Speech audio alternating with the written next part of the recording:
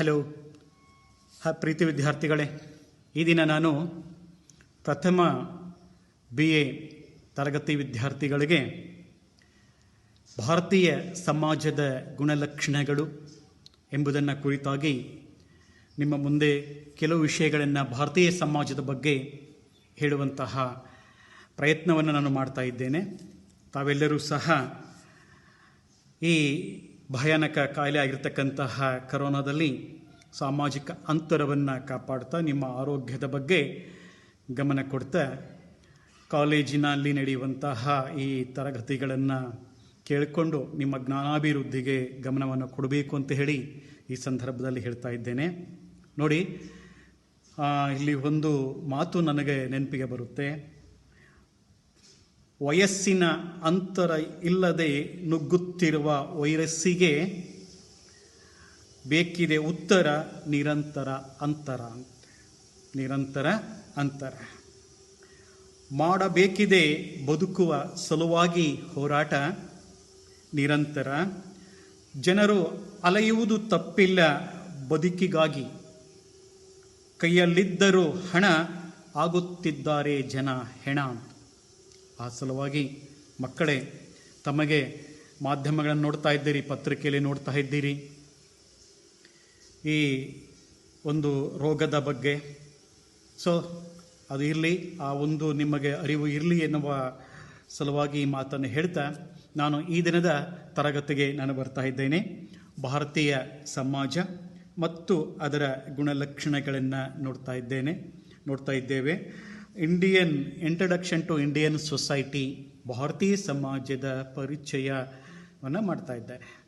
ನಾನು ಮೊದಲು ಒಮ್ಮೆ ತರಗತಿಗೆ ಹೋದಂತಹ ಸಂದರ್ಭದಲ್ಲಿ ನಾನು ವಿದ್ಯಾರ್ಥಿಗಳನ್ನು ಕೇಳಿದ್ದೆ, ನಾವೆಲ್ಲ ಯಾರು ಅಂತ ಹೇಳಿ. ವಿದ್ಯಾರ್ಥಿಗಳು ಹೇಳಿದರು, ನಾವೆಲ್ಲ ಮನುಷ್ಯರು ಅಂತ ಹೇಳಿದರು. ಕೆಲವರು ನಾವೆಲ್ಲ ವಿದ್ಯಾರ್ಥಿಗಳು ಅಂತ ಕೇಳಿದರು. ಅದು ಬಿಡಪ್ಪ, ದೇಶದ ವಿಚಾರಕ್ಕೆ ಕೇಳಿದಾಗ ನಾವು ಯಾರು ಅಂತ ಕೇಳಿದಾಗ ನಾವು ಭಾರತೀಯರು ಅಂತ ಹೇಳಿದರು. ಹಾಗಾದರೆ ಭಾರತ ಎಲ್ಲಿದೆ ಅಂತ ಕೇಳಿದೆ ನಾನು. ಭಾರತೀಯ ಅವರ ಉತ್ತರ ಏಷ್ಯಾ ಖಂಡದಲ್ಲಿದೆ ಹಾಗೆ ಅಂತ ಉತ್ತರಗಳನ್ನು ಕೊಟ್ಟರು. ಆವಾಗ ನಾನು ವಿದ್ಯಾರ್ಥಿಗಳಿಗೆ ಹೇಳಿದೆ, ನಾವೆಲ್ಲ ಯಾರು ಭಾರತೀಯರು ತಾನೆ. ನಾವು ಭಾರತೀಯ ಆದ ಮೇಲೆ ನಾವು ಎಲ್ಲಿ ಇರುತ್ತೇವೆಯೋ, ನಾವು ಎಲ್ಲಿ ವಾಸವಿದ್ದೇವೋ ಅದೇ ನಮ್ಮ ಭಾರತ ಅಂತ ಹೇಳಿದ್ವಿ. ಹಾಗೆ ನಮ್ಮ ಭಾರತೀಯ ಸಮಾಜವನ್ನು ಕುರಿತಂತೆ ನಾವು ಪರಿಚಯವನ್ನು ಮಾಡಿಕೊಳ್ಳುವಂತಹ, ನಿಮಗೆ ಆಲ್ರೆಡಿ ಗೊತ್ತಿದೆ, ಸೆಕೆಂಡ್ PU ತರಗತಿಗಳಲ್ಲಿ ಭಾರತೀಯ ಸಮಾಜದ ಬಗ್ಗೆ, ಇಂಡಿಯನ್ ಸೊಸೈಟಿ ಬಗ್ಗೆ ಸಾಕಷ್ಟು ವಿಚಾರಗಳನ್ನು ಹೇಳಿದ್ದಾರೆ. ನಮ್ಮ ಸ್ನೇಹಿತರು ನಿಮಗೆ ಪಾಠಗಳನ್ನು ಅದರ ರೀತಿಯಲ್ಲಿ ಹೇಳಿರ್ಬೋದು. ಸ್ನೇಹಿತರೆ, ನಿಮಗೆ ನಮ್ಮ ದೇಶ ಅಂದರೆ ಭಾರತ, ಹೌದು ತಾನೆ? ನಮ್ಮ ದೇಶ ಅಂದರೆ ಭಾರತ. ಇದಕ್ಕೆ ಬಹು ಸುದೀರ್ಘವಾದಂತಹ ಸಾಂಸ್ಕೃತಿಕ ಪರಂಪರೆ ಇದೆ ಎಂಬುದನ್ನು ನೋಡ್ತಾ ಇರ್ಬೋದಾಗಿದೆ. ಭಾರತ ಸಮಾಜ ಬಹಳ ಪ್ರಾಚೀನವಾದದ್ದು ಮತ್ತು ಸಂಕೀರ್ಣವಾದದ್ದು. ಭಾರತೀಯ ನಾಗರಿಕತೆಗೆ ನಾವು ಹೋದರೆ, ಭಾರತೀಯ ನಾಗರಿಕತೆಯನ್ನು ಉದಾಹರಣೆಯಾಗಿ ತೆಗೆದುಕೊಂಡಾಗ ಕನಿಷ್ಠ ಸುಮಾರು 5,000 ವರ್ಷಗಳ ಸುದೀರ್ಘ ಇತಿಹಾಸ ಇದೆ ಭಾರತಕ್ಕೆ ಎಂಬುದನ್ನು ನಾವು ನೋಡ್ತಾ ಇದ್ದೇವೆ. ಅಂದರೆ ಭಾರತಕ್ಕೆ ಸುಮಾರು 5,000 ವರ್ಷಗಳ ಸುದೀರ್ಘವಾದಂತಹ ಇತಿಹಾಸ ಇದೆ ಎಂಬುದನ್ನು ನೋಡ್ತಾ ಇರ್ಬೋದಾಗಿದೆ. ಭಾರತ ಗಾತ್ರದಲ್ಲಿ ವಿಶ್ವದ ರಾಷ್ಟ್ರಗಳಲ್ಲಿ ನಾವು ನೋಡಿದಾಗ ಭಾರತವನ್ನು 7ನೇ ಸ್ಥಾನವನ್ನು ಪಡ್ಕೊಂಡಿದೆ. ಭಾರತ ಗಾತ್ರದಲ್ಲಿ, ಜನಸಂಖ್ಯೆಯಲ್ಲಿ 2ನೇ ಸ್ಥಾನವನ್ನು ಪಡ್ಕೊಂಡಿದೆ. ವಿದ್ಯಾರ್ಥಿಗಳೇ, ಭಾರತವನ್ನು ಹಲವಾರು ಹೆಸರುಗಳಿಂದ ಕರೆಯಲಾಗ್ತಾ ಇದೆ. ಭರತ ವರ್ಷ, ಭರತಖಂಡ, ಜಂಬೂದ್ವೀಪ ಅಂದರೆ ನೇರಳೆ ಹಣ್ಣಿನಿಂದ ಕೂಡಿರ್ತಕ್ಕಂತಹ ರಾಷ್ಟ್ರ ಎಂಬುದಾಗಿ ಕರೀತಾ ಇದ್ರು. ಅದರಲ್ಲಿ ಹಲವಾರು ಪುಸ್ತಕಗಳಲ್ಲಿ ಇದರ ಉಲ್ಲೇಖಗಳಿವೆ. ಜಂಬೂದ್ವೀಪ, ಭಾರತ, ಇಂಡಿಯಾ ಅಂತ ಕರೀತಾರೆ. ನನ್ನ ಅನಿಸಿಕೆಯ ಪ್ರಕಾರ ಭಾರತ ಅಂದರೆ ಏನಪ್ಪ ಅಂದರೆ ಬನ್ನಿಯಪ್ಪ ಎಂಬ ಸಂಸ್ಕೃತಿಯನ್ನು ಹೊಂದಿರತಕ್ಕಂಥ ರಾಷ್ಟ್ರ ಏನೋ ಅಂತ ನನಗೆ ಅನಿಸ್ತಾ ಇದೆ. ಯಾಕಂತ ಹೇಳಿದ್ರೆ, ಪ್ರಾಚೀನ ಭಾರತೀಯ ಸಮಾಜದ ಇತಿಹಾಸವನ್ನು ನಾವು ನೋಡಿದಾಗ ಭಾರತಕ್ಕೆ ಹಲವಾರು ಜನ ವಲಸಿಗರು ಭಾರತಕ್ಕೆ ಬಂದಿದ್ದಾರೆ. ಹಲವಾರು ಜನ ಬಂದಿದ್ದಾರೆ. ನೋಡಿ ನೀವು, ಸಿಥಿಯನ್ನರು, ಪಾರ್ಥಿಯನ್ನರು, ಶಕರು, ಸಿಥಿಯನ್ನರು, ಪಾರ್ಥಿಯನ್ನರು, ಶಕರು, ಗೂಣರು, ಕುಶಾನರು, ಗ್ರೀಕರು, ಪೋರ್ಚುಗೀಸರು, ಮುಸ್ಲಿಮರು, ಬ್ರಿಟಿಷರು, ಹೀಗೆ ಭಾರತಕ್ಕೆ ಹಲವಾರು ವೈವಿಧ್ಯಮಯ ಸಂಸ್ಕೃತಿಯ ಜನಾಂಗದವರು ಭಾರತದ ಮೇಲೆ ದಾಳಿಯನ್ನು ಮಾಡಿ, ನಾವು ನೋಡಿದ್ವಿ ಗಜ್ನಿ ಮಹಮ್ಮದ್, ಘೋರಿ ಮಹಮ್ಮದ್ ಅವರು ಭಾರತದ ಮೇಲೆ ದಂಡಯಾತ್ರೆಯನ್ನು ಮಾಡಿ ನಮ್ಮ ದೇಶದಲ್ಲಿರ್ತಕ್ಕಂತಹ ಸಂಪತ್ತನ್ನು, ಚಿನ್ನ, ಬೆಳ್ಳಿ, ಮುತ್ತು ರತ್ನಗಳನ್ನು, ದೇವಾಲಯಗಳನ್ನು ಧ್ವಂಸ ಮಾಡಿದ್ದನ್ನು, ಅವರು ಹೊರದೇಶಕ್ಕೆ ತೆಗೆದುಕೊಂಡು ಹೋಗಿದ್ದನ್ನು ನಾವು ಇತಿಹಾಸದಲ್ಲಿ ನೋಡ್ತೀವಿ. ಹಾಗೆ ಭಾರತೀಯ ಸಮಾಜದಲ್ಲಿ ಈ ಥರದ ಒಂದು ವ್ಯವಸ್ಥೆ ನಮ್ಮಲ್ಲಿ ಕಂಡು ಬಂತು ಪ್ರಾಚೀನದಲ್ಲಿ ಅಂತ ನೋಡ್ತಾ ಇದ್ದೇವೆ. ಭಾರತವನ್ನು ಭರತ ಚಕ್ರವರ್ತಿ ಆಳಿದ ದೇಶ ಎನ್ನುವ ಕಾರಣಕ್ಕಾಗಿ ಭಾರತ ಅಂತ ಹೆಸರು ಬಂತು ಅಂತ ಹೇಳಿ ನಮ್ಮ ಅನೇಕ ಪ್ರಾಚೀನ ಗ್ರಂಥಗಳಲ್ಲಿ ಉಲ್ಲೇಖ ಇದೆ. ಭಾರತವನ್ನು ಭರತಖಂಡ ಎಂಬುದಾಗಿ ನಾವು ಕರೀಬಹುದಾಗಿದೆ. ಭಾರತವನ್ನು ಭರತಖಂಡ ಎಂಬುದಾಗಿ ಕರೆಯಲಾಗಿದೆ. ಹಾಗಾದರೆ ಭಾರತದ ಮೇಲ್ಮೈ ಲಕ್ಷಣವನ್ನು ನಾವು ನೋಡಿದಾಗ, ಹಿಮಾಲಯದಿಂದ ಹಿಂದೂ ಮಹಾಸಾಗರ ಅಂದರೆ ಕಾಶ್ಮೀರದಿಂದ ಕನ್ಯಾಕುಮಾರಿಯವರೆಗೆ, ಅರಬ್ಬಿ ಸಮುದ್ರದಿಂದ ಬಂಗಾಳದ ಕೊಲ್ಲಿ ಅಂದರೆ ಕಾಶ್ಮೀರದಿಂದ ಕನ್ಯಾಕುಮಾರಿ, ಗುಜರಾತಿನ ಕಚ್ನಿಂದ ಮೇಘಾಲಯ. ಇದು ಕಾಶ್ಮೀರದಿಂದ ಕನ್ಯಾಕುಮಾರಿ ಸುಮಾರು 3676 ಕಿಲೋಮೀಟರ್ ಇದೆ. ಗುಜರಾತಿನ ಕಚ್ ದ್ವಾರಕಾದಿಂದ ಮೇಘಾಲಯದವರೆಗೆ 3092 ಕಿಲೋಮೀಟರ್ಗಳ ಉದ್ದವನ್ನು ನಾವು ನೋಡ್ತಾ ಇರ್ಬೋದಾಗಿದೆ. ಈಸ್ಟ್ ಆ್ಯಂಡ್ ವೆಸ್ಟ್ ಅಂದರೆ ಪೂರ್ವ ಮತ್ತು ಪಶ್ಚಿಮದ ಉದ್ದವನ್ನು ನೋಡ್ತಾ ಬಂದರೆ 2933 ಕಿಲೋಮೀಟರ್ನ ನೋಡ್ತಾ ಇದ್ದೇವೆ ಏರಿಯಲ್ ಡಿಸ್ಟೆನ್ಸಲ್ಲಿ. ಹಾಗೆ ನಾರ್ತ್ ಆ್ಯಂಡ್ ಸೌತನ್ನು ನೋಡ್ತಾ ಬಂದರೆ 2214 ಅಪ್ರಾಕ್ಸಿಮೇಟ್ಲಿ 2200 ಕಿಲೋಮೀಟ್ರನ್ನ ನೋಡ್ತಾ ಇದ್ದೇವೆ ಏರಿಯಲ್ನಲ್ಲಿ. ಟೋಟಲ್ ಆಗಿ ಲ್ಯಾಂಡ್ ನಾವು ಸ್ಕ್ವಯರ್ ಇದನ್ನು ನೋಡ್ತಾ ಬಂದರೆ 15,200 ಕಿಲೋಮೀಟರ್ಗಳನ್ನು ನಾವು ನೋಡ್ತಾ ಇದ್ದೇವೆ. ಹಾಗೆ ಭಾರತದಲ್ಲಿ ಒಟ್ಟು ಭೂಮಿ ಇರ್ತಕ್ಕಂಥದ್ದು 91%, ವಾಟರ್ ಇರ್ತಕ್ಕಂಥದ್ದು 9%, ವಾಟರ್ 9% ಇದೆ, ಲ್ಯಾಂಡ್ ಅನ್ನೋದು 91% ಇದೆ ಎಂಬುದನ್ನು ನೋಡ್ತಾ ಇರ್ಬೋದಾಗಿದೆ ಭಾರತದ ಮೇಲ್ಮೈ ಲಕ್ಷಣದಲ್ಲಿ. ಜೊತೆಗೆ ಈ ಭಾರತದ ಒಂದು ವಿಸ್ತೀರ್ಣ ಟೋಟಲ್ ಸ್ಕ್ವಯರ್ ಕಿಲೋಮೀಟರ್ನ ನೋಡಿದಾಗ 32,86,927 ಎಂಬುದನ್ನು ನೋಡ್ತಾ ಇದ್ದೇವೆ. ಹಾಗೆ ಇಲ್ಲಿನ ಹೈಯೆಸ್ಟ್ ಪಾಯಿಂಟ್, ಭಾರತದ ಹೈಯೆಸ್ಟ್ ಪಾಯಿಂಟ್ ಇದೆ ಗಂಗಾ ಅಥವಾ ಕಾಂಚನಜುಂಗ ಅಂತ, 8,586 ಮೀಟರ್ ಇದೆ. ನಂತರ ಲೋಯೆಸ್ಟ್ ಪಾಯಿಂಟ್ ಅಂತ ಹೇಳಿದ್ರೆ ಕುಟ್ಟನಾಡು ಅಂತ ಬರುತ್ತೆ. ಲೋಯೆಸ್ಟ್ ಪಾಯಿಂಟ್ ಅಂತ ಹೇಳಿದ್ರೆ ಕುಟ್ಟನಾಡು -2.2 ಮೀಟರ್ ಇದೆ ಎಂಬುದನ್ನು ನೋಡ್ತಾ ಇದ್ದೇವೆ. ಇಲ್ಲಿನ ಲಾಂಗೆಸ್ಟ್ ರಿವರ್ ಅಂತ ಹೇಳಿದ್ರೆ ಗಂಗಾ 2,525 ಕಿಲೋಮೀಟರ್ ಇದೆ. ಇಲ್ಲಿ ಒಟ್ಟು ಭಾರತದಲ್ಲಿ ನಾವು ಹಿಂದೂ ಧರ್ಮ, ಮುಸ್ಲಿಂ ಧರ್ಮ, ಕ್ರಿಶ್ಚಿಯನ್ ಧರ್ಮ, ಸಿಖ್ ಧರ್ಮ, ಬೌದ್ಧ ಧರ್ಮ, ಜೈನ ಧರ್ಮ, ಯಹೂದಿ ಧರ್ಮ, ಪಾರ್ಸಿ ಧರ್ಮ, ಈ ಧರ್ಮಗಳನ್ನು ನೋಡ್ತಾ ಇದ್ದೇವೆ. ಭಾರತದಲ್ಲಿ ಹಿಂದೂ ಧರ್ಮೀಯರು 79.8% ಇದ್ದಾರೆ. ಮುಸ್ಲಿಮರು 14.23 ಇದ್ದಾರೆ. ಕ್ರಿಶ್ಚಿಯನ್ನರು 3.3 ನೋಡ್ತಾ ಇದ್ದೇವೆ. ಸಿಖ್ಖರು 1.72 ಅಂದರೆ ನಮ್ಮ ಪಂಜಾಬಿನಲ್ಲಿರ್ತಕ್ಕಂತಹ ಸಿಖ್ ಸಮುದಾಯದವರನ್ನು ನೋಡಿದಾಗ 1.72. ಬೌದ್ಧ ಧರ್ಮೀಯರು 0.7 ಇದ್ದಾರೆ. ಜೈನ ಧರ್ಮದವರು 0.37 ಇದ್ದಾರೆ. ಅದರ್ 6.7 ನಾವು ನೋಡ್ತಾ ಇರಬಹುದಾಗಿದೆ. ಹೀಗೆ ಇದು ಭಾರತದಲ್ಲಿ ಇರ್ತಕ್ಕಂತಹ ಧರ್ಮಗಳ ಒಂದು ವಿಚಾರವನ್ನು ನೋಡ್ತಾ ಬಂದ್ವಿ. ಒಟ್ಟು ನಮ್ಮಲ್ಲಿ ಜನಸಂಖ್ಯೆಯನ್ನು ತೆಗೆದುಕೊಂಡ್ರೆ, ಭಾರತದ ಒಟ್ಟು ಜನಸಂಖ್ಯೆಯನ್ನು ತೆಗೆದುಕೊಂಡ್ರೆ 2019 ಭಾರತದ ಜನಸಂಖ್ಯೆ 136.64 ಅಂದರೆ 136,64,00,000 ನೋಡ್ತಾ ಇದ್ದೇವೆ. ಅದು 2ನೇ ಸ್ಥಾನ ವಿಶ್ವದಲ್ಲಿ. ಹಾಗಾದರೆ 1ನೇ ಸ್ಥಾನ ಚೀನಾ 139.77 ಕೋಟಿ ಇದೆ ಎಂಬುದನ್ನು ನೋಡ್ತಾ ಇದ್ದೇವೆ. ಒಟ್ಟು ಭಾರತದಲ್ಲಿರ್ತಕ್ಕಂತಹ ಒಟ್ಟು ಧರ್ಮಗಳು, ವಿಶ್ವದಲ್ಲಿರುವಂತಹ ಒಟ್ಟು ಧರ್ಮಗಳನ್ನು ನಾವು ನೋಡಿದರೆ 4,300 ಧರ್ಮಗಳನ್ನು ವಿಶ್ವದಲ್ಲಿ ನೋಡ್ತಾ ಇದ್ದೇವೆ. ಹೀಗೆ ಭಾರತೀಯ ಸಮಾಜದ ಕೆಲವು ಪ್ರಮುಖವಾಗಿರ್ತಕ್ಕಂತಹ ಅಂಶಗಳನ್ನು ನಾವಿಲ್ಲಿ ನೋಡುವಂತಹ ಪ್ರಯತ್ನವನ್ನು ಮಾಡ್ತಾ ಇದ್ದೇವೆ. ಹಾಗಾದರೆ ಭಾರತ ಎಂಬುದಕ್ಕೆ ಒಂದು ಪುರಾತನ ನಾಗರಿಕತೆ ಇದೆ, ಬುಡಕಟ್ಟು ಸಂಸ್ಕೃತಿಯಿಂದ ಬಂದಂತಹ ಒಂದು ದೇಶ ಎಂಬುದಾಗಿ ಭಾರತವನ್ನು ನಾವು ನೋಡ್ತಾ ಇದ್ದೇವೆ.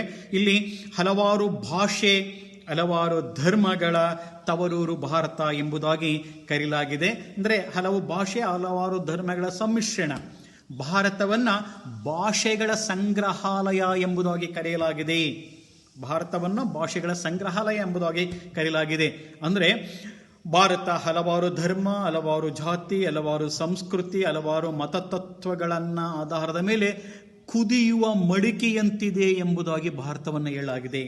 ಭಾರತ ಒಂದು ರೀತಿ ಕುದಿಯುವಂತಹ ಮಡಿಕೆ, ಹೌದು ತಾನೆ? ಆ ಥರದಲ್ಲಿ ಹೇಳ್ತಾ ಇದ್ದಾನೆ. ಯಾಕಂದರೆ ಸುಮಾರು ಇಲ್ಲಿ ಭಾರತದಕ್ಕೆ ಹಲವಾರು ಜನಾಂಗಗಳು ಹಲಸಿ ಬಂದಿದ್ದಾವೆ, ಹಲವಾರು ಧರ್ಮೀಯರಿದ್ದಾರೆ, ಹಲವಾರು ಜನಾಂಗದವರಿದ್ದಾರೆ, ಹಲವಾರು ಸಂಸ್ಕೃತಿಯನ್ನ ವೈವಿಧ್ಯಮಯ ಹಿನ್ನೆಲೆಯ ಜನರು ಇಲ್ಲಿರತಕ್ಕಂಥದ್ದನ್ನು ನೋಡ್ತಾ ಇದ್ದೇವೆ. ಅಂದರೆ ಭಾರತೀಯ ಸಮಾಜ ಎನ್ನುವುದು ವೈವಿಧ್ಯಪೂರ್ಣವಾಗಿರ್ತಕ್ಕಂತಹ ಲಕ್ಷಣಗಳನ್ನು ಒಳಗೊಂಡಿದೆ. ಇಲ್ಲಿನ ಸಾಮಾಜಿಕ ಆರ್ಥಿಕ ವ್ಯವಸ್ಥೆ ಎನ್ನುವುದು ತುಂಬ ವೈವಿಧ್ಯಮಯ ಸ್ತರವನ್ನಾಗಿದೆ. ಒಂದು ಕಾಲದಲ್ಲಿ ಬೇಟೆಯಾಡಿ ಮೀನು ಹಿಡಿದು ಆಹಾರವನ್ನು ಸಂಗ್ರಹಿಸುತ್ತಿದ್ದಂತಹ ಆದಿಮಾನವನ ಅಲೆಮಾರಿ ಜೀವನದಿಂದ ಇಂದು ಏನಾಗಿದೆ ಅಂದರೆ ಹಳೆ ಮಾದರಿಯ ಕೃಷಿ ಪದ್ಧತಿಯಿಂದ ಇಂದು ನಾವು ಈ ವೈಜ್ಞಾನಿಕ ಪದ್ಧತಿಯ ಆಧುನಿಕ ಮಾದರಿಯ ಕೃಷಿಯ ಅಂತಾರಾಷ್ಟ್ರೀಯ ಮಟ್ಟದ ಖ್ಯಾತಿಯ ಉದ್ಯಮಗಳು ಇಲ್ಲಿ ಬಂದಿರತಕ್ಕಂಥದ್ದನ್ನು ನಾವು ನೋಡ್ತಾ ಇರಬಹುದಾಗಿದೆ ಸ್ನೇಹಿತರೆ. ಅಂದರೆ ಭಾರತದ ಒಂದೇ ಥರ ಆಗಿಲ್ಲ, ಇಲ್ಲಿನ ಭೂಪ್ರದೇಶ ಒಂದೇ ಥರವಾಗಿಲ್ಲ. ಭಾರತದ ಭೂಪ್ರದೇಶ ಒಂದು ಕಡೆ ವಿಶಾಲವಾದ ಭೂಪ್ರದೇಶ ಇದೆ, ಬಯಲು ಪ್ರದೇಶಗಳಿವೆ, ಮೆಕ್ಕಲು ಭೂಮಿ ಇದೆ, ಫಲವತ್ತಾದ ಭೂಮಿ, ಅದೇ ನದಿ ಮುಖಜ ಭೂಮಿಗಳನ್ನು ಕಾಣ್ತಾ ಇದ್ದೇವೆ, ಮರಳುಗಾಡು ಇದೆ, ಗುಡ್ಡಗಾಡುಗಳು ಇದ್ದಾವೆ, ಬಂಜರು ಭೂಮಿ ನೋಡ್ತಾ ಇದ್ದೇವೆ, ಫಲವತ್ತಾದ ಭೂಮಿ, ನಂತರ ನದಿಗಳು, ಸರೋವರಗಳು, ನದಿಯ ಇಲ್ಲಿರತಕ್ಕಂತಹ ಬಯಲು ಪ್ರದೇಶ. ಒಂದು ಕಡೆ ಹೆಚ್ಚು ಮಳೆ ಆಗುತ್ತೆ, ಇನ್ನೊಂದು ಕಡೆ ಮಳೆ ಆಗೋದಿಲ್ಲ.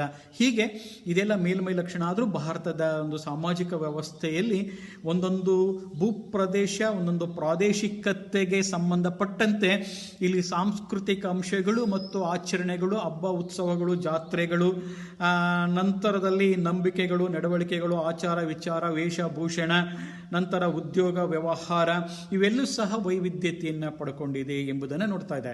ಉದಾಹರಣೆ, ನಾವು ಮಲೆನಾಡಿನ ಭಾಗ ತೀರ್ಥಹಳ್ಳಿ ಅಥವಾ ಕುಂದಾಪುರ ಅಥವಾ ಉಡುಪಿ, ಭಟ್ಕಳ, ಮಂಗಳೂರು ಕಡೆ ಹೋದಾಗ ಅಲ್ಲಿನ ಒಂದು ಊಟೋಪಚಾರ ಕ್ರಮ, ಹಬ್ಬ ಉತ್ಸವಗಳು ಅಥವಾ ಅಲ್ಲಿನ ಮಾತುಗಾರಿಕೆ, ಜನರ ಸಂಸ್ಕೃತಿಯನ್ನಿಗೂ, ಮತ್ತು ಈ ಬಯಲು ಪ್ರದೇಶದ ಕಡೆ ಚಿತ್ರದುರ್ಗ, ದಾವಣಗೆರೆ ಅಥವಾ ಹರಪನಹಳ್ಳಿ ಭಾಗ ಅಥವಾ ಬಳ್ಳಾರಿ ಭಾಗಗಳಿಗೆ ಹೋದರೆ ಅಲ್ಲಿನ ಒಂದು ಸಂಸ್ಕೃತಿ ಮತ್ತು ಹಬ್ಬ ಹರಿದಿನ ಉತ್ಸವಗಳ ಒಂದು ವ್ಯವಸ್ಥೆಗೂ, ಮೈಸೂರು ಭಾಗ ಅಥವಾ ಗುಲ್ಬರ್ಗ ಅಥವಾ ಧಾರವಾಡ ಈ ಕಡೆ ಹೋದರೆ ಅಥವಾ ಚಾಮರಾಜನಗರ ಈ ಕಡೆ ಹೋದರೆ ಹಲವಾರು ಭಿನ್ನತೆ. ಅಂದರೆ ಕರ್ನಾಟಕದಲ್ಲಿಯೇ ಇಂತಹ ಭಿನ್ನತೆಗಳು ಇರಬೇಕಾದ್ರೆ ಸ್ನೇಹಿತರೆ, ಭಾರತ ಸುಮಾರು ಇಲ್ಲಿ 27 ರಾಜ್ಯಗಳನ್ನು ಒಳಗೊಂಡಿರ್ತಕ್ಕಂತಹ ದೇಶ ಆಗಿರೋದ್ರಿಂದ ಭಾರತ ಸುಮಾರು ಸ್ನೇಹಿತರೆ ಭಾರತ 28 ರಾಜ್ಯಗಳನ್ನು ಒಳಗೊಂಡಿರ್ತಕ್ಕಂತಹ ದೇಶ ಆಗಿದ್ರು ಆ ವಿಶಾಲವಾದ ಭೂಪ್ರದೇಶನ ಹೊಂದಿರತಕ್ಕಂತಹ ಈ ಭಾರತದಲ್ಲಿ ಸುಮಾರು ನೋಡಿ 5,000ಕ್ಕೂ ಹೆಚ್ಚು ಜಾತಿ ಉಪಜಾತಿಗಳನ್ನು ಒಳಗೊಂಡಿದೆಯಂತೆ. ಇಂತಹ ದೇಶದ ಒಂದು ಸಮಾಜದ ಲಕ್ಷಣಗಳು ತುಂಬ ವೈವಿಧ್ಯಮಯವಾಗಿವೆ ಎಂಬುದನ್ನು ನೋಡ್ತಾ ಇದ್ದೇವೆ. ಈಗ ನಿಮಗೆ ಕೇಳುವಂತಹ ಪ್ರಶ್ನೆ ಏನಂತಂದರೆ, ಭಾರತೀಯ ಸಮಾಜದ ಲಕ್ಷಣಗಳನ್ನು ಹೇಗಿದೆ ಅದನ್ನು ಹೇಳಿ ಅಥವಾ ಬರೀರಿ ಎಂಬುದಾಗಿ ಹೇಳ್ತಾರೆ. ಭಾರತೀಯ ಸಮಾಜದ ಲಕ್ಷಣಗಳು. ಉದಾಹರಣೆ, ಭಾರತೀಯ ಸಮಾಜದ ಲಕ್ಷಣಗಳನ್ನು ನಾವು ಪುಸ್ತಕದಲ್ಲಿ ಒಂದೇ ರೀತಿಯಾಗಿ ಹೇಳಲಾಗಿದೆ. ಆದರೆ ಇಲ್ಲಿ ನಾನು ಭಾರತೀಯ ಸಮಾಜದ ಲಕ್ಷಣಗಳನ್ನು 2 ಪಾರ್ಟ್ ಮಾಡಿದ್ದೀನಿ. ಒಂದು ಸಾಂಪ್ರದಾಯಿಕ ಸಮಾಜದ ಗುಣಲಕ್ಷಣಗಳು, 2 ಆಧುನಿಕ ಸಮಾಜದ ಗುಣಲಕ್ಷಣಗಳು ಎಂಬುದಾಗಿ ನೋಡುವಂತಹ ಪ್ರಯತ್ನವನ್ನು ಮಾಡಿದ್ದೀನಿ. ಇಲ್ಲಿ ಫಸ್ಟನ್ನು ನಾವು ನೋಡ್ತಾ ಇರಬೇಕಾದ್ರೆ ಈ ಭಾರತೀಯ ಸಮಾಜದ ಲಕ್ಷಣಗಳನ್ನು 2 ಪಾರ್ಟ್ ಮಾಡಿ ಬರೆದ್ರೂ ತಪ್ಪೇನೂ ಇಲ್ಲ. ಅದರಲ್ಲಿ ಒಂದನೇದು ಸಾಂಪ್ರದಾಯಿಕ ಸಮಾಜದ ಗುಣಲಕ್ಷಣ, ಎರಡನೇದಾಗಿ ಆಧುನಿಕ ಸಮಾಜದ ಗುಣಲಕ್ಷಣಗಳು ಅಥವಾ ಆಧುನಿಕ ಸಮಾಜದ ಗುಣಲಕ್ಷಣ. ನಾವು ಫಸ್ಟ್ ಪಾಯಿಂಟನ್ನು ನಾವು ತೆಗೆದುಕೊಳ್ಳೋದಾದರೆ, ಫಸ್ಟು ಈ ಸಾಂಪ್ರದಾಯಿಕ ಸಮಾಜದ ಗುಣಲಕ್ಷಣಗಳು ಎಂಬುದನ್ನು ನೋಡ್ತಾ ಹೋದರೆ, ಭಾರತ ಬಹುಧರ್ಮೀಯರ ನಾಡು. ಭಾರತ ಎನ್ನುವುದೇನು? ಬಹುಧರ್ಮೀಯರ ನಾಡು. ಅಂದರೆ ಭಾರತದಲ್ಲಿ ಭಾರತ ದೇಶ ಎನ್ನುವುದು ಹಲವು ಧರ್ಮಗಳ ತವರು ಎಂಬುದಾಗಿ ಕರೆಯಲಾಗಿದೆ. ಪ್ರಾಚೀನದಿಂದ ಭಾರತಕ್ಕೆ ಹಲವಾರು ಧಾರ್ಮಿಕ ಹಿನ್ನೆಲೆ ಉಳ್ಳಂತಹ ಜನಾಂಗದವರು ಭಾರತಕ್ಕೆ ವಲಸೆಯನ್ನು ಬಂದಿದ್ದಾರೆ. ಭಾರತದಲ್ಲಿ ಹಿಂದೂ ಧರ್ಮ, ಮುಸ್ಲಿಂ ಧರ್ಮ, ಕ್ರಿಶ್ಚಿಯನ್ ಧರ್ಮ, ಸಿಖ್ ಧರ್ಮ, ಪಾರ್ಸಿ ಧರ್ಮ, ಯಹೂದಿ ಧರ್ಮ, ಸೊ ಹೀಗೆ ಹಲವಾರು ಧರ್ಮದವರನ್ನು ನಾವು ನೋಡ್ತಾ ಇದ್ದೇವೆ. ಹಾಗೆ ನಾನು ಹಿಂದಿನ ಇದರಲ್ಲಿ ಹೇಳ್ತಾ ಬಂದೆ, ಇಲ್ಲಿ ಎಂತೆಂತಹ ಧರ್ಮದವರು ಇದ್ದಾರೆ ಭಾರತದಲ್ಲಿ ಎಂಬುದನ್ನು ನಾವು ನೋಡ್ತಾ ಬಂದೆ. ಹಾಗೆ ಈ ಧರ್ಮದಲ್ಲಿ ಇದ್ರೂ ಸಹ ಈ ಭಾರತದಷ್ಟು ದಾಳಿ ಯಾವೊಂದು ದೇಶದ ಮೇಲೂ ಆಗಿಲ್ಲ. ಇಂತಹ ಪ್ರಾಚೀನ ದಾಳಿಯನ್ನು ನಿರಂತರವಾಗಿ ತಡೆದುಕೊಂಡು ಬರ್ತಕ್ಕಂತಹ ಒಂದು ದೇಶ ಅಂತ ಹೇಳಿದ್ರೆ ಭಾರತ ಎಂಬುದಾಗಿ ನೋಡ್ತಾ ಇದ್ದೇವೆ. ಹಾಗೆ ಭಾರತವು ಹಲವಾರು ಧರ್ಮಗಳ ನೆಲೆಬೀಡು. ಈ ಧರ್ಮಗಳಲ್ಲಿ ತಮ್ಮದೇ ಆಗಿರ್ತಕ್ಕಂತಹ ಆಚಾರ ವಿಚಾರ ಧಾರೆಗಳು, ಸಂಸ್ಕೃತಿಗಳು, ಹಬ್ಬಗಳು, ಉತ್ಸವಗಳು, ಕ್ರಿಯಾವಿಧಿಗಳು, ಸಂಸ್ಕಾರ ವಿಧಿಗಳನ್ನು, ನೈತಿಕತೆಗಳನ್ನು, ಮಡಿ ಮೈಲಿಗೆ ಅಂತಹ ಅಂಶಗಳನ್ನು, ರೂಢಿ ಪದ್ಧತಿಗಳನ್ನು, ಆಚರಣೆಗಳನ್ನು ಇಲ್ಲಿ ನಾವು ಕಾಣ್ತಾ ಇದ್ದೇವೆ. ಹಾಗಿದ್ದಾಗ ನೋಡಿ, ಉದಾಹರಣೆ, ಈ ಹಿಂದೂಗಳ ಒಂದು ಆಚರಣಾ ವಿಧಾನಗಳಿಗೂ ಮತ್ತು ಇಸ್ಲಾಂ ಧರ್ಮೀಯರ ಆಚರಣಾ ವಿಧಾನಗಳಿಗೂ ತುಂಬ ವ್ಯತ್ಯಾಸ ಇದೆ. ಹೀಗೆ ಇದು ನಾಟ್ ಓನ್ಲಿ ಎರಡನ್ನು ಮಾತ್ರ ನಾವು ಇಲ್ಲಿ ಉದಾಹರಣೆ ತೆಗೆದುಕೊಳ್ಳೋರು, ಎಲ್ಲವನ್ನೂ ನೋಡಿದಾಗ ಅವರಿಗೆ ಅವರದೇ ಆಗಿರತಕ್ಕಂತಹ ವಿಚಾರಗಳು, ಅವರದೇ ಆದ ಧಾರ್ಮಿಕ ವಿಚಾರದ ಅಂಶಗಳು ಪ್ರಾಮುಖ್ಯ ಎಂಬುದನ್ನು ಇಲ್ಲಿ ನೋಡ್ತಾ ಇದ್ದೇವೆ. ಹಾಗಿದ್ರೆ ಪ್ರಾಚೀನದಿಂದ ಭಾರತೀಯ ಸಮಾಜ ಏನು ಲಕ್ಷಣ ಒಳಗೊಂಡಿದೆ ಅಂದರೆ, ಇದು ಧಾರ್ಮಿಕ ತಳಹದಿಯ ಮೇಲೆ. ಯಾಕಂದರೆ ಹಿಂದಿನ ಕ್ಲಾಸಲ್ಲಿ ನಾನು ಹೇಳಿದ್ದೀನಿ, ಧರ್ಮ ಅಂದರೆ ಏನು ಅಂತ ಹೇಳಿದ್ರೆ ಜೀವಿಯ ಉಸಿರು. ಧರ್ಮ ಇಲ್ಲದ ವ್ಯಕ್ತಿ ಬಾಳೋದಕ್ಕೆ ಸಾಧ್ಯ ಇಲ್ಲ. ಯಾಕಂದರೆ ಯಾವುದು ಮಾನವನನ್ನು ಸಾಮಾನ್ಯ ಮಟ್ಟದಿಂದ ಮೇಲೆತ್ತುವುದು ಅದುವೇ ಧರ್ಮ. ಜೀವಿಯ ಉಸಿರು ಅದುವೇ ಧರ್ಮ. ಬೆಂಬಲಿಸು, ಪೋಷಿಸು, ಸಂರಕ್ಷಣೆ ಮಾಡು. ಹೀಗೆ ಭಾರತದಲ್ಲಿ ಹಲವಾರು ಧರ್ಮಗಳ ಆಚರಣೆಯ ಜನರನ್ನು ನಾವು ನೋಡ್ತಾ ಇದ್ದೇವೆ. ಹಾಗಾದರೆ ಭಾರತೀಯ ಸಮಾಜದ ಲಕ್ಷಣ ಎಂದರೆ ಭಾರತ ಹಲವು ಧರ್ಮೀಯರ ನಾಡು. ಎರಡನೇದಾಗಿ, ಜಾತಿ ಆಧಾರಿತ ಅಂತಸ್ತು ಮತ್ತು ಸ್ಥಾನಮಾನಗಳನ್ನು ನಿರ್ಧರಿಸುತ್ತದೆ ಭಾರತ ಅಂತ ನೋಡ್ತಾ ಇದ್ದೇವೆ. ಭಾರತದಲ್ಲಿ ಜಾತಿ ಆಧಾರಿತ ಅಂತಸ್ತು ಮತ್ತು ಸ್ಥಾನಮಾನಗಳಿವೆ. ಹೌದು, ಭಾರತ ದೇಶ ಎಂದರೆ ಜಾತಿಗಳ ನಾಡು ಎಂಬುದಾಗಿ ಕರೆಯಲಾಗಿದೆ. ಭಾರತದಲ್ಲಿರುವಂತಹ ಜಾತಿ ಪದ್ಧತಿಯನ್ನು ಜಗತ್ತಿನ ಯಾವ ರಾಷ್ಟ್ರಗಳಲ್ಲಿಯೂ ಕಾಣುವುದಕ್ಕೆ ಸಾಧ್ಯ ಇಲ್ಲ ಎಂಬುದನ್ನು ನೋಡ್ತಾ ಇದ್ದೇವೆ. ಭಾರತ ಸುಮಾರು 5,000ಕ್ಕೂ ಹೆಚ್ಚು ಜಾತಿ ಉಪಜಾತಿಗಳನ್ನು ಹೊಂದಿರುವಂತಹ ರಾಷ್ಟ್ರ ಎನ್ನಲಾಗಿದೆ. ಅವನ ಹೆಸರು, ಉದ್ಯೋಗ, ಊಟೋಪಚಾರ ಕ್ರಮ ಮತ್ತು ಕ್ರಿಯಾವಿಧಿಗಳು, ತತ್ವಗಳು, ಅವನ ವರ್ತನೆ ಎಲ್ಲದೂ ಜಾತಿ ಆಧಾರಿತವಾಗಿಯೇ ಇರುತ್ತದೆ ಎಂಬುದನ್ನು ನೋಡ್ತಾ ಇದ್ದೇವೆ. ಇಲ್ಲಿ ಜಾತಿ ಆಧಾರಿತ ಅಂತಸ್ತು ಅಂತ ಹೇಳಿದ್ರೆ ಆರೋಪಿತ ಅಂತಸ್ತು ಮತ್ತು ಸಾಧಿತ ಅಂತಸ್ತು ಅಂತ ಎರಡು ಪ್ರಕಾರ ಇದೆ. ಆರೋಪಿತ ಅಂತಸ್ತು ಅಂತ ಹೇಳಿದ್ರೆ ಜಾತಿಯ ಹುಟ್ಟಿನ ಆಧಾರದ ಮೇಲೆ ಬರ್ತಕ್ಕಂತಹ ಸ್ಥಾನಮಾನ ಆರೋಪಿತ ಅಂತಸ್ತು. ಇವ ಬ್ರಾಹ್ಮಣ, ಇವನು ಮೇಲಿನ ಅಂತಸ್ತು ಹೊಂದಿದ್ದಾನೆ. ಇವ ಕ್ಷತ್ರಿಯ, ಬ್ರಾಹ್ಮಣಕ್ಕಿಂತ ಕೆಳಗಿನ ಅಂತಸ್ತನ್ನು ಹೊಂದಿದ್ದಾನೆ. ಶೂದ್ರ, ಇವನು ಅತ್ಯಂತ ಕೆಳಗಿನ ಅಂತಸ್ತನ್ನು ಹೊಂದಿದ್ದಾನೆ. ಹೀಗೆ ಈ ಆರೋಪಿತ ಅಂತಸ್ತು, ಇದು ಹೈರಾರ್ಕಿ ಸಿಸ್ಟಮ್, ಏಣಿ ಶ್ರೇಣಿ ವ್ಯವಸ್ಥೆಯಲ್ಲಿ ಕಂಡುಬರುವಂತಹ ಅಂತಸ್ತು ಸ್ಥಾನಮಾನಗಳನ್ನು ಜನರು ಇಲ್ಲಿ ಹೊಂದಿದ್ದಾರೆ. ಸಮಾನತೆ ಎಂಬುದು ಎಲ್ಲಿಯೂ ಇಲ್ಲ. ಸಮಾನತೆ ಇಲ್ಲ, ನಾನು ಒಪ್ಕೋತೀವಿ. ಸಮಾನತೆ ಇಲ್ಲ, ನಾವು ಒಪ್ಕೋಬೇಕಾಗಿದೆ. ಯಾಕಂದರೆ ಭಾರತದಲ್ಲಿ ನೋಡಿ, ನಾವು ಯಾವುದೇ ಒಂದು ಸ್ಥಾನಮಾನಗಳನ್ನು ಬಹಿರಂಗವಾಗಿ ಭಾಷಣಗಳನ್ನು ಮಾಡ್ತಾ ಇರಬಹುದಾಗಿದೆ. ಸಮಾಜದಲ್ಲಿ ಯಾವುದೂ ಇಲ್ಲ, ಎಲ್ಲರೂ ಸಮಾನರು, ಮೇಲು ಕೀಳು, ಉಚ್ಚ ನೀಚ, ಶ್ರೇಷ್ಠ ಕನಿಷ್ಠ ಯಾವುದೂ ಇಲ್ಲ, ಮಡಿ ಮೈಲಿಗೆ ಕಲ್ಪನೆ ಯಾವುದೂ ಇಲ್ಲ ಅಂತ ಹೇಳಿದ್ರೆ ನಾವು ನಮ್ಮ ಮನೆಗಳಿಗೆ ಹೋದ ತಕ್ಷಣವಾಗಿ ಜಾತಿ ಆಧಾರಿತ ನಿಯಮಗಳನ್ನು ಮಾಡ್ತಕ್ಕಂಥದ್ದು, ವೈವಾಹಿಕ ಕಾರ್ಯಗಳಲ್ಲಿ ಜಾತಿ ಆಧಾರಿತವಾಗಿ ಮದುವೆಗಳನ್ನು ಆಗ್ತಕ್ಕಂಥದ್ದು. ಹೀಗೆ ಜಾತಿ ಎನ್ನುವುದು ಏನಾಗಿದೆ ಅಂತ ಹೇಳಿದ್ರೆ ನಮ್ಮನ್ನು ಹಿಡ್ಕೊಂಡು ಬಿಟ್ಟಿದೆ. ಒಂದು ಕಡೆ ಒಬ್ಬ ಕವಿ ಹೇಳ್ತಾನೆ, ಜಾತಿ ಎನ್ನುವಂತಹ ವ್ಯವಸ್ಥೆ ಏನಾದರೂ ನನ್ನ ಕೈಯಲ್ಲಿ ಸಿಕ್ಕಿಬಿಟ್ಟಿದ್ರೆ ಅದನ್ನು ಯೇಸುವನ್ನ ಕಟ್ಟಿದಂತೆ ಶಿಲುಬೆಗೆ ಕಟ್ಟಿ ತೆರೆದ ಬಂಡೆಯ ಮೇಲೆ ನಿಲ್ಲಿಸಿ ಮಚ್ಚು ಕಲ್ಲು ದೊಣ್ಣೆಗಳಿಂದ ಹೊಡೆದು ಸಾಯಿಸುತ್ತಿದ್ದೆ. ಆದರೆ ಅದು ರಕ್ತ ಸಂಬಂಧಗಳಲ್ಲಿ, ಭಾರತೀಯರ ರಕ್ತ ಸಂಬಂಧಗಳಲ್ಲಿ ಬೆರೆತುಕೊಂಡು ಹೋಗಿಬಿಟ್ಟಿದೆ. ಯಾಕಂದರೆ ಹಾಗೆ ಓಟ್ ಹಾಕುವುದಾಗಲಿ, ವಿವಾಹ ಮಾಡಿಕೊಳ್ಳುವುದಾಗಲಿ, ಇದೆಲ್ಲವೂ ಸಹ ನಮ್ಮ ಜಾತಿ ಆಧಾರಿತವಾಗಿ ಧಾರ್ಮಿಕ ಆಚರಣೆಯನ್ನು ಮಾಡುವುದಾಗಲಿ ಜಾತಿಯನ್ನೇ ನೋಡುತ್ತೇವೆ. ನಾವು ಕಣ್ಣು ಕಾಣದೇ ಇದ್ರೂ ಪರವಾಗಿಲ್ಲ, ಕನ್ನಡಕ ಹಾಕ್ಕೊಂಡಾದರೂ ಜಾತಿಗಳನ್ನು ನೋಡ್ತೀವಿ ನಾವು. ಅಂತಹ ಜಾತಿ ಆಧಾರಿತ ಆರೋಪಿತ ಅಂತಸ್ತು ಇದೆ. ಸಾಧಿತ ಅಂತಸ್ತು ಅಂತ ಹೇಳಿದ್ರೆ ಅವನು ಯಾವುದೇ ಜಾತಿ ಆಗಿದ್ರೂ ಸಹ ಅವನ ವಾಕ್ಚಾತುರ್ಯ ಅಥವಾ ಅವನ ಜ್ಞಾನ ಅಥವಾ ಅವನ ಜಾಣ್ಮೆಯ ಫಲವಾಗಿ ಅವನು ಸಮಾಜದಲ್ಲಿ ಸಾಧಿಸಿದಂಥದ್ದು ಅದು ಸಾಧಿತ ಅಂತಸ್ತು ಎಂಬುದನ್ನು ಕಾಣ್ತಾ ಇದ್ದೇವೆ. ಹೀಗೆ ಭಾರತದ ಜಾತಿ ಆಧಾರಿತ ಅಂತಸ್ತು ಮತ್ತು ಸ್ಥಾನಮಾನಗಳನ್ನು ಒಳಗೊಂಡಿದೆ ಎಂಬುದನ್ನು ನೋಡ್ತಾ ಇದ್ದೇವೆ.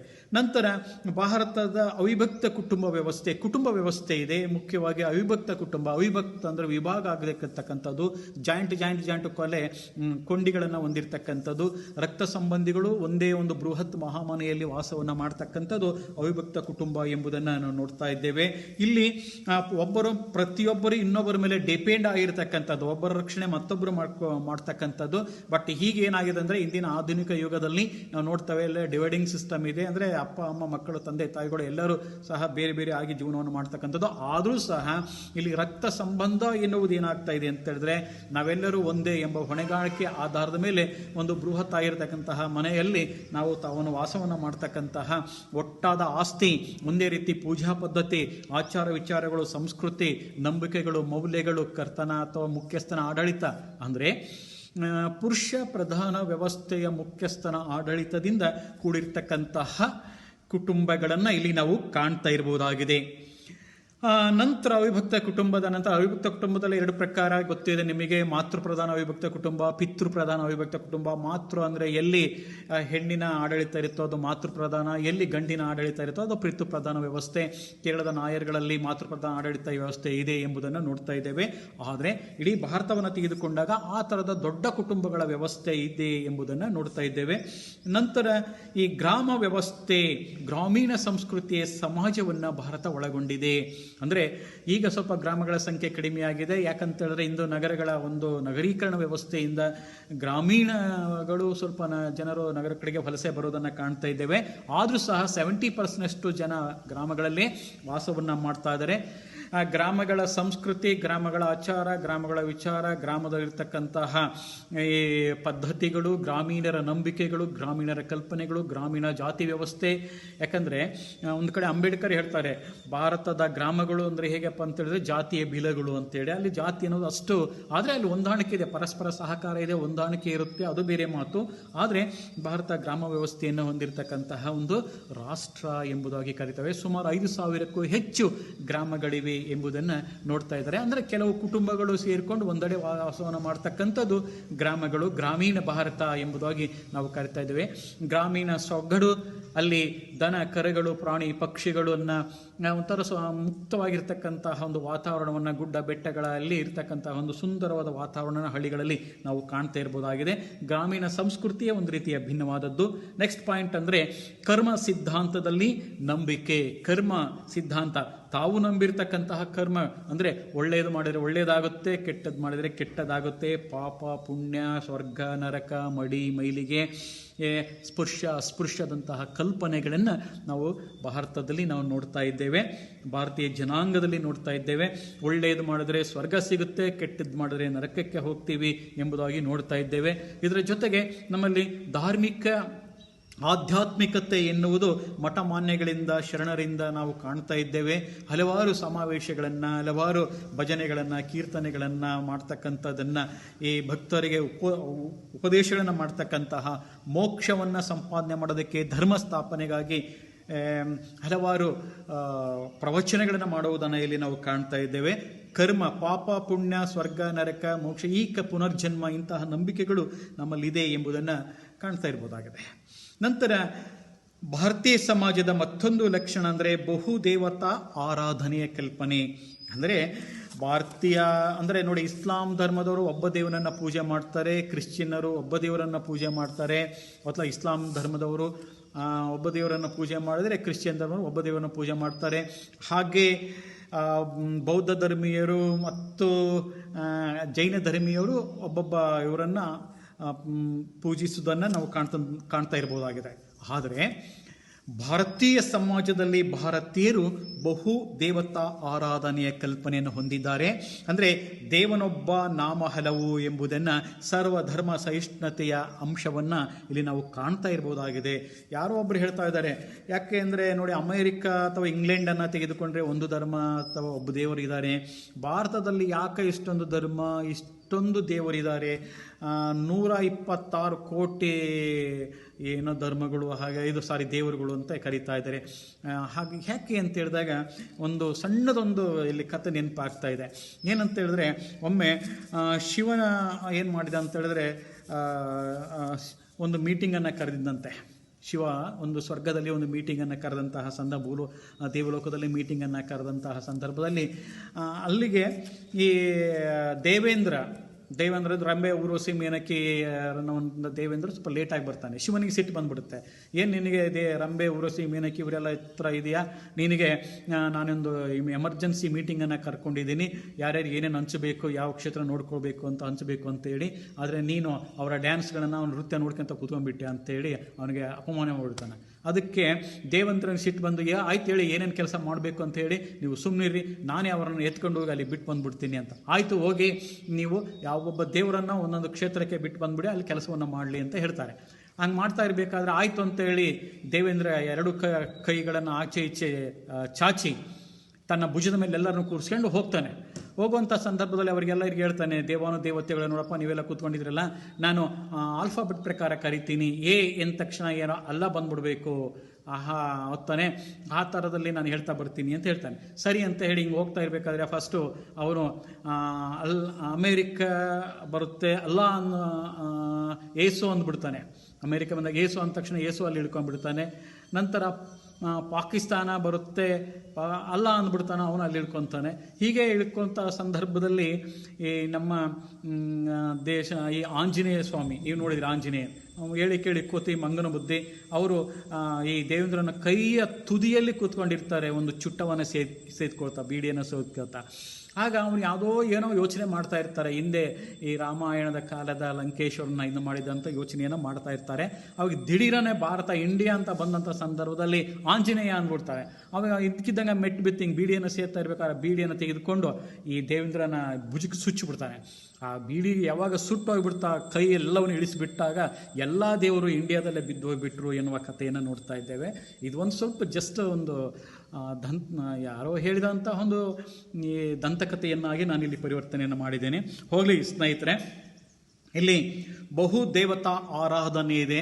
ಅಂದರೆ ನೋಡಿ, ನಾವು ಗಿಡ ಮರ ಬಳ್ಳಿ ಪ್ರಾಣಿ ಪಕ್ಷಿ ಎಲ್ಲವನ್ನೂ ಪೂಜೆ ಮಾಡುವಂತಹ ಜನರು ನಾವು.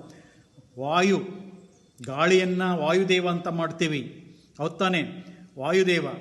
ನೀರನ್ನು ಪೂಜೆ ಮಾಡ್ತೀವಿ, ಕಲ್ಲನ್ನು ಪೂಜೆ ಮಾಡ್ತೀವಿ, ಮರವನ್ನು ಪೂಜೆ ಮಾಡ್ತೀವಿ, ಸೂರ್ಯನನ್ನು ಮಾಡ್ತೀವಿ, ಚಂದ್ರನನ್ನು ಮಾಡ್ತೀವಿ, ಗ್ರಹ ನಕ್ಷತ್ರಗಳನ್ನು ಮಾಡ್ತೀವಿ, ಕಲ್ಲನ್ನು ಮಾಡ್ತೀವಿ, ಮಣ್ಣನ್ನು ಪೂಜೆ ಮಾಡ್ತೀವಿ. ಅಂದರೆ ನಾವೆಲ್ಲಂತಹ ಧಾರ್ಮಿಕ ಭಕ್ತಿಯನ್ನು ಹೊಂದಿದ್ದೇವೆ ಎಂಬುದಾಗಿ ನಾವು ನೋಡ್ತಾ ಇರ್ಬೋದಾಗಿದೆ. ಹಾಗೆ ಭಾರತದಲ್ಲಿ ಈ ಬಹುದೇವತಾ ಆರಾಧನೆಯ ಕಲ್ಪನೆಗಳಿದೆ. ಮತ್ತು ನಮ್ಮಲ್ಲಿ ಆಧ್ಯಾತ್ಮಿಕ ವಿಚಾರಧಾರೆಗಳನ್ನು ನೋಡ್ಬೋದು. ನೆಕ್ಸ್ಟ್ ಪಾಯಿಂಟ್, ಆಧ್ಯಾತ್ಮಿಕ ವಿಚಾರಧಾರೆ. ಪಾಪ ಪುಣ್ಯ, ಸ್ವರ್ಗ ನರಕ, ಮೋಕ್ಷ, ಪುನರ್ಜನ್ಮ, ಬ್ರಹ್ಮ ಜೀವ ಜಗತ್ ಅಂತ ಏನು ಕರಿತೀವಲ್ಲ, ಈ ಥರದ ಒಂದು ಅಂಶಗಳನ್ನು ಇಲ್ಲಿ ನೋಡ್ತಾ ಇರ್ಬೋದಾಗಿದೆ. ನಂತರ ಭಾಷಾ ವೈವಿಧ್ಯತೆ ಇದೆ ಭಾರತದಲ್ಲಿ. ಭಾರತೀಯ ಸಮಾಜ ಲಕ್ಷಣಗಳಂದರೆ ಭಾಷಾ ವೈವಿಧ್ಯತೆಯನ್ನು ಕಾಣ್ತಾ ಇರ್ಬೋದಾಗಿದೆ. ಈಗ ಭಾರತವನ್ನು ಭಾಷೆಗಳ ಸಂಗ್ರಹಾಲಯ ಎಂಬುದಾಗಿ ಕರೆಯಲಾಗಿದೆ. ಸುಮಾರು 1654 ಭಾಷೆಗಳು ಭಾರತದಲ್ಲಿವೆ ಎಂಬುದನ್ನು ನೋಡ್ತಾ ಇದ್ದೇವೆ.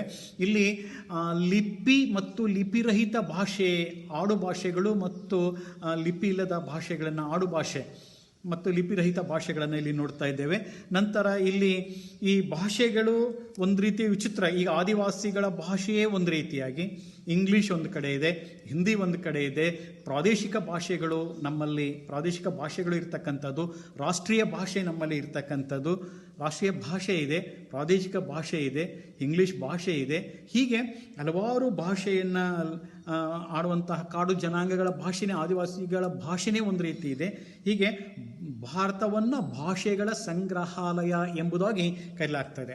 ಈ ಉದಾಹರಣೆ ಆದಿವಾಸಿಗಳನ್ನು ತೆಗೆದುಕೊಂಡ್ರೆ, ಒಬ್ಬ ಆದಿವಾಸಿ ಮಾತನಾಡುವ ಭಾಷೆಗೂ ತೊಡವರು ಮಾತಾಡುವಂತಹ ಆದಿವಾಸಿ ಭಾಷೆ, ಸಂತಾಲನು ಮಾತಾಡುವಂತಹ ಆದಿವಾಸಿ ಭಾಷೆಗೂ ವ್ಯತ್ಯಾಸ ಇದೆ. ಹಾಗೆ ಭಾಷೆಗಳ ಸಂಗ್ರಹಾಲಯ ನೋಡಿ, ನಮ್ಮ ತುಳು ಇದೆ, ಮಲಯಾಳಂ ಇದೆ. ಈ ಭಾಷೆಗಳ ಆಧಾರದ ಮೇಲೆ ನಾವು ಕೇರಳದಲ್ಲಿ ಕೇರಳದಲ್ಲಿ ತುಳುವನ್ನು ಮಾತಾಡ್ತಕ್ಕಂಥದ್ದು, ಮಹಾರಾಷ್ಟ್ರದಲ್ಲಿ ಮರಾಠಿಯನ್ನು ಮಾತಾಡ್ತಕ್ಕಂಥದ್ದು, ಆಂಧ್ರದಲ್ಲಿ ಹೋದರೆ ತೆಲುಗನ್ನು ಮಾತಾಡ್ತಕ್ಕಂಥದ್ದು, ತಮಿಳುನಾಡಿನಲ್ಲಿ ತಮಿಳನ್ನು ಮಾತಾಡ್ತಕ್ಕಂಥದ್ದು. ಹೀಗೆ ಭಾಷೆಗಳು ನೋಡಿ ಹೇಗೆ ಭಿನ್ನವಾಗಿವೆ ಎಂಬುದನ್ನು ನೋಡ್ತಾ ಇದ್ದೀವಿ. ಎಲ್ಲವನ್ನೂ ಒಳಗೊಂಡಂತಹ ದೇಶ ಅಂದರೆ ಭಾರತ.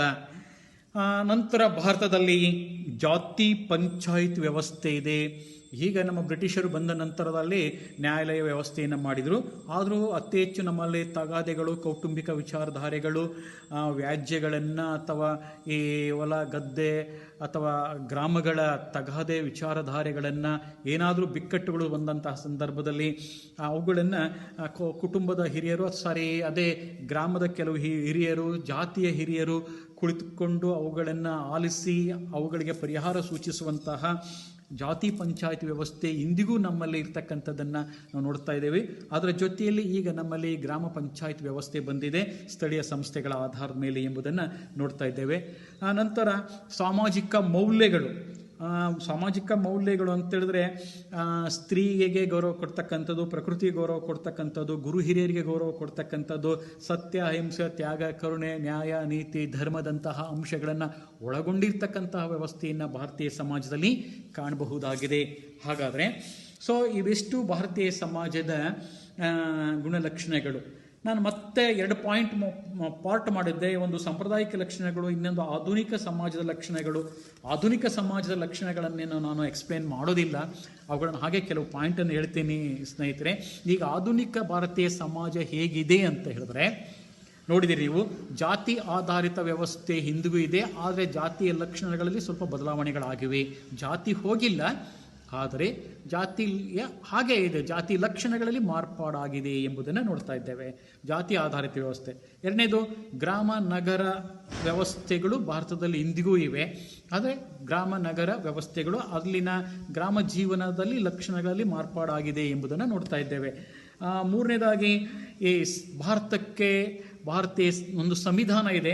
ಈ ಸಂವಿಧಾನದ ಅಡಿಯಲ್ಲಿ ನಾವು ಭಾರತೀಯ ಸಮಾಜ, ಸಂವಿಧಾನ, ಶಾಸಕಾಂಗ, ಕಾರ್ಯವನ್ನು ಮಾಡುತ್ತಾ ಜನರನ್ನು ನಿಯಂತ್ರಿಸ್ತಕ್ಕಂಥದ್ದನ್ನು ನೋಡ್ತಾ ಇದ್ದೇವೆ. ಇಲ್ಲಿ ಲಿಖಿತ ಸಂವಿಧಾನ ಇರೋದ್ರಿಂದ ಎಲ್ಲರೂ ಆ ನಿಯಮಗಳಿಗೆ ಬದ್ಧರಾಗಿ ನಡೀತಕ್ಕಂಥ ನೋಡ್ತಾ ಇದ್ದೇವೆ. ಮತ್ತು ಇಲ್ಲಿ ಭಾರತದಲ್ಲಿ 4ನೇ ಪಾಯಿಂಟ್ ನೋಡ್ತಾ ಇದ್ದೇವೆ. ಈ ಆಡಳಿತ ಎನ್ನುವುದು ಸರ್ಕಾರ ವ್ಯವಸ್ಥೆಯಿಂದ ಕೂಡಿದೆ. ಪ್ರಜಾಪ್ರಭುತ್ವ ವ್ಯವಸ್ಥೆ ಸರ್ಕಾರ ನಮ್ಮ ಸಮಾಜದಲ್ಲಿದೆ. ಪ್ರಜಾಪ್ರಭುತ್ವ ವ್ಯವಸ್ಥೆ ಸರ್ಕಾರ ಅಂದರೆ ಅದು ಕೇಂದ್ರ ಸರ್ಕಾರ ಆಗಿರ್ಬೋದು, ರಾಜ್ಯ ಸರ್ಕಾರ ಆಗಿರ್ಬೋದು, ಪ್ರಜಾಪ್ರಭುತ್ವ ವ್ಯವಸ್ಥೆ ಸರ್ಕಾರ ಇದೆ. ನಂತರ ಸಂಸ್ಕೃತಿಯನ್ನು ನಾವು ತೆಗೆದುಕೊಂಡಾಗ ಉದಾಹರಣೆ, ವೈವಿಧ್ಯಮಯವಾದಂತಹ ಸಂಸ್ಕೃತಿ ಇದೆ. ಯಾಕಂದರೆ ಅಸ್ಸಾಂ, ಗುಜರಾತ್, ಬಿಹಾರ, ರಾಜಸ್ಥಾನ ಹೊತ್ತಾನೆ ಇಲ್ಲಿಗೆ ನಾವು ಹೋಗಿಬಿಟ್ರೆ ಭಾರತೀಯರಾದ ನಾವೇ ಅಸ್ಸಾಂಗೆ ಹೋದರೆ ನಾನು ಅಪರಿಚಿತನಾಗಿಬಿಡ್ತೀನಿ. ಅಲ್ಲಿನ ಸಂಸ್ಕೃತಿ, ಅಲ್ಲಿನ ಭಾಷೆ, ಅಲ್ಲಿನ ವಿಚಾರ, ಅಲ್ಲಿನ ಊಟೋಪಚಾರ ಕ್ರಮ, ಅಲ್ಲಿನ ವೈವಿಧ್ಯತೆ. ಯಾಕಂದರೆ ಪ್ರತಿ 50 ಕಿಲೋಮೀಟರ್ಗೆ ಒಂದು ರೀತಿಯಾಗಿರ್ತಕ್ಕಂತಹ ಈ ಲಕ್ಷಣಗಳು ಬದಲಾವಣೆ ಹೊಂದುತ್ತೆ ಎಂಬುದಾಗಿ ನೋಡ್ತಾ ಇದ್ದೇವೆ. ವೈವಿಧ್ಯಮಯವಾದಂತಹ ಸಂಸ್ಕೃತಿ ಇಂದಿಗೂ ಮುಂದುವರೆದಿದೆ. ಜೊತೆಗೆ ನಮ್ಮಲ್ಲಿ ಧಾರ್ಮಿಕತೆಯ ಆಧಾರದ ಮೇಲೆ ಇಸ್ಲಾಮಿಯರದು ಒಂದು ರೀತಿಯ ಸಂಸ್ಕೃತಿ, ಬೌದ್ಧ ಧರ್ಮೀಯರು ಒಂದು ರೀತಿಯ ಸಂಸ್ಕೃತಿ, ನಂತರ ಜೈನರು, ಸಿಖ್ಖರು, ಪಾರ್ಸಿಗಳು, ಯಹೂದಿಗಳು ಬೇರೆ ಬೇರೆ ಸಂಸ್ಕೃತಿಯನ್ನು ಆಧರಿಸಿದ ಜೀವನವನ್ನು ಮಾಡ್ತಾ ಇದ್ದಾರೆ. ನಂತರ ಭಾರತೀಯ ಸಮಾಜ LPG ಸಂಸ್ಕೃತಿಗೆ ಒಳಗಾಗಿದೆ. LPG ಸಂಸ್ಕೃತಿ ಅಂತ ಹೇಳಿದ್ರೆ ನೋಡ್ತಾ ಇದ್ದೇವೆ, ಲಿಬರಲೈಸೇಷನ್, ಪ್ರೈವೇಟೈಸೇಷನ್, ಗ್ಲೋಬಲೈಸೇಷನ್ನ ನೋಡ್ತಾ ಇದ್ದೇವೆ. ಇಲ್ಲಿ ಕೈಗಾರಿಕೀಕರಣ, ನಗರೀಕರಣ, ಆಧುನೀಕರಣ, ಪಾಶ್ಚಾತ್ಯೀಕರಣ, ಜಾಗತೀಕರಣ, ಖಾಸಗೀಕರಣದಂತಹ ಪ್ರಕ್ರಿಯೆಗಳಿಗೆ ಭಾರತೀಯ ಸಮಾಜ ಬೆಳಗಾಗಿದೆ. ನಂತರದ ಮುಖ್ಯ ಅಂಶ ಕೃಷಿ ಆಧಾರಿತ ವ್ಯವಸ್ಥೆ ಭಾರತೀಯ ಸಮಾಜದಲ್ಲಿ ಇಂದಿಗೂ ಇದೆ. ಕೃಷಿ ಆಧಾರಿತ ಸಾಮಾಜಿಕ ವ್ಯವಸ್ಥೆ. ಕೃಷಿಯೇ ಉಸಿರು, ಕೃಷಿಯ ಬದುಕು. ಕೃಷಿ ಇಲ್ಲ ಅಂತೇಳಿದ್ರೆ ನಾವೆಷ್ಟೇ 4G 5G ಮಾಡಿದರೂ ಸಹ ನಾವು ಕೊನೆಗೆ ಗಂಜಿ ಕುಡಿಬೇಕು ಅಂತೇಳಿದ್ರೆ ರೈತರಿಗೆ ಹೋಗಲೇಬೇಕಾಗಿದೆ. ರೈತಾಪಿ ವರ್ಗ ಬಹುದೊಡ್ಡ ವರ್ಗವಾಗಿದೆ. ರೈತರ ಜೀವನ ಬದುಕು ಅದು ತುಂಬ ಒಂದು ಹೋರಾಟ. ಭಾರತದಲ್ಲಿ ದೊಡ್ಡ ಒಂದು ಹೋರಾಟದಿಂದ ರೈತಾಪಿ ವ್ಯವಸ್ಥೆ ಇರತಕ್ಕಂಥದ್ದು. ಈಗ ಇತ್ತೀಚಿನ ಆಧುನೀಕರಣ, ಕೈಗಾರಿಕೀಕರಣ, ನಗರೀಕರಣ, ರಿಯಲ್ ಎಸ್ಟೇಟೀಕರಣ ದಿಂದ ಕೃಷಿ ಮಾಡುವವರ ಸಂಖ್ಯೆನೇ ಕಡಿಮೆ ಆಗ್ತಾ ಇದೆ. ಕೃಷಿ ಭೂಮಿ ಕರಗ್ತಾ ಇದೆ ಎಂಬ ಕೂಗು ಕೇಳಿ ಬರ್ತಾ ಇದೆ. ಎಲ್ಲಿ ನೋಡಿದ್ರು ಬೃಹತ್ ನಗರಗಳು ಏರ್ತಾ ಇವೆ. ಅಕ್ಕಪಕ್ಕದ ನಗರದ ಆಸುಪಾಸಿನ ಸೆರಗಿನಲ್ಲಿರ್ತಕ್ಕಂಥ ಹಳ್ಳಿಗಳೆಲ್ಲ ಪೂರ್ತಿ ನಗರಗಳು ಆವರಿಸ್ಕೊಂಡು ಬಿಟ್ಟು ಎಲ್ಲ ಅಲ್ಲಿ ರಿಯಲ್ ಎಸ್ಟೇಟ್ಗಳು, ಅಲ್ಲಿನ ದೊಡ್ಡದಾಗಿರ್ತಕ್ಕಂತಹ ಈ ಬಡಾವಣೆಗಳು ನಿರ್ಮಾಣ ಆಗ್ತವಂತಹ ಪರಿಸ್ಥಿತಿಯನ್ನು ನೋಡ್ತಾ ಇದ್ದೇವೆ. ಜೊತೆಗೆ ಭಾರತೀಯ ಸಮಾಜದಲ್ಲಿ ವೈವಿಧ್ಯಮಯ ಅವಕಾಶಗಳು ನಮ್ಮಲ್ಲಿ ಇದೆ. ಯಾಕಂತೇಳಿದ್ರೆ ಹಿಂದೆ ಕೇವಲ ಕೃಷಿ ಆಧಾರಿತ, ವೃತ್ತಿ ಆಧಾರಿತ ಬದುಕು ಇತ್ತು. ಅಕ್ಕಸಾಲಿಗ, ಬಡಗ, ಕಮ್ಮಾರ, ಚಮ್ಮಾರ ಈ ಥರದಲ್ಲಿತ್ತು. ಈಗ ಎಲ್ಲ ಥರದ ವೃತ್ತಿಯನ್ನು ಮಾಡುವಂತಹ ಜನರು ಇದ್ದಾರೆ. ಕೇವಲ ವಂಶ ಪಾರಂಪರ್ಯ ವೃತ್ತಿಯನ್ನೇ ಮಾಡಬೇಕು ಅಂತ ಇಲ್ಲ, ಎಲ್ಲ ಥರದ ವೃತ್ತಿ.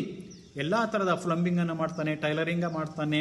ಸೊ ಹೀಗೆ ಎಲ್ಲ ಥರದ ವೃತ್ತಿಯನ್ನು ಮಾಡುವಂತಹ ಜನರನ್ನು ಇದರಲ್ಲಿ ಕಾಣ್ತಾ ಇದ್ದೇವೆ. ನಂತರ ಕೊನೆಯದಾಗಿ ಹೇಳಬೇಕಂತ ಹೇಳಿದ್ರೆ ಸ್ತ್ರೀಯರ ಸ್ಥಾನಮಾನ, ಅಂದರೆ ಈ ಪ್ರಾಚೀನ ಸಮಾಜದಲ್ಲಿದ್ದಂತಹ ಸ್ತ್ರೀಯರ ಸ್ಥಾನಮಾನಗಳಿಗೂ ಇತ್ತೀಚಿನ ಆಧುನಿಕ ಸಮಾಜದ ಸ್ತ್ರೀಯರ ಸ್ಥಾನಮಾನಗಳಿಗೂ ತುಂಬ ವ್ಯತ್ಯಾಸ ಇದೆ ಎಂಬುದನ್ನು ನೋಡ್ತಾ ಇದ್ದೇವೆ. ಇಂದು ಶಿಕ್ಷಣವನ್ನು ಪಡೆಯುತ್ತಿದ್ದಾಳೆ, ತಾಂತ್ರಿಕತೆಗೆ ಹೋಗ್ತಾ ಇದ್ದಾಳೆ, ಆರ್ಥಿಕ, ರಾಜಕೀಯ, ಸಾಮಾಜಿಕವಾಗಿ ಎಲ್ಲರೂ ಸಹ ಸ್ಥಾನಮಾನಗಳನ್ನು ಪಡೀತಾ ಇದ್ದಾಳೆ. ನಮ್ಮ ವಿದ್ಯಾರ್ಥಿಗಳು ಸಹ ಶಿಕ್ಷಣಕ್ಕೆ ಹೆಚ್ಚಿನ ಮುನ್ನುಡಿಯನ್ನು ಬರಿತಾ ಇದ್ದಾರೆ. ಸೊ ಹೀಗೆ ಭಾರತೀಯ ಸಮಾಜ ಮತ್ತು ಅದರ ಲಕ್ಷಣಗಳನ್ನು ಇಲ್ಲಿ ನಾನು ಸೂಕ್ಷ್ಮವಾಗಿ ಚರ್ಚೆ ಮಾಡುವಂತಹ ಪ್ರಯತ್ನವನ್ನು ಮಾಡಿದ್ದೇನೆ. ತಮ್ಮೆಲ್ಲರಿಗೂ ಸಹ ಇದರ ಉಪಯೋಗ ಆಗಲಿ ಅಂತ ಹೇಳ್ತಾ ನಮಸ್ಕಾರವನ್ನು ಮಾಡ್ತಾ ಇದ್ದೇನೆ. Thank you. ಎಲ್ಲರಿಗೂ ನಮಸ್ಕಾರ.